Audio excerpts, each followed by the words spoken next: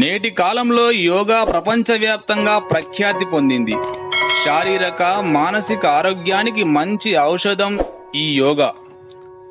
దీనికి మూలాలు మన భారతదేశంలోనే ఉన్నాయి. ప్రఖ్యాత యోగా గురువుల వల్ల తరతరాల నుండి మనకు సంక్రమిస్తున్న గొప్ప విద్యా సంపద యోగా. ప్రపంచానికి భారతదేశం అందించిన అద్భుతాలలో ఇది ఒకటి. యోగాను పశ్చిమ దేశాలకు పరిచయం చేసిన ఒక భారతీయ గొప్ప వ్యక్తి స్వామి వివేకానంద. ఈయన ఇప్పటికీ విద్యార్థి లోకానికి మార్గదర్శకుడు.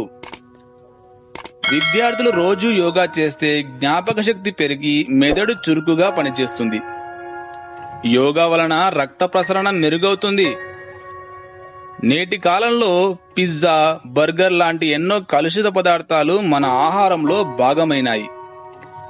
ఎక్కువ సమయం కదలకుండా కూర్చొని చేసే ఉద్యోగాల వలన మన శరీరంలో అనేక వ్యర్థ పదార్థాలు పేరుకుపోతున్నాయి.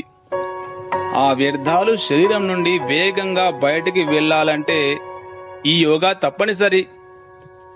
యోగా వలన ప్రశాంతత, విశ్రాంతి లభిస్తాయి. మానసిక ఆరోగ్యం మెరుగయ్యే అవకాశం ఉంది.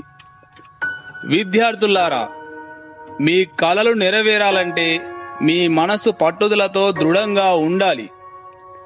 మీ మనసు, మీ శరీరం మీరు నచ్చిన విధంగా పని చేయాలని అనుకుంటున్నారా? మీ మనస్సుని, శరీరాన్ని మీకు అనుగుణంగా మలుచుకునేలా చేసేదే యోగా. మనసు చంచలమైనది, ఒకే చోట ఉండదు.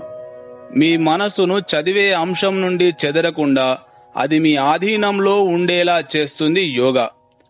అందుకే ప్రతిరోజు యోగా చేయండి, ఆరోగ్యంగా ఉండి విజేతలుగా నిలవండి. జై భారత్.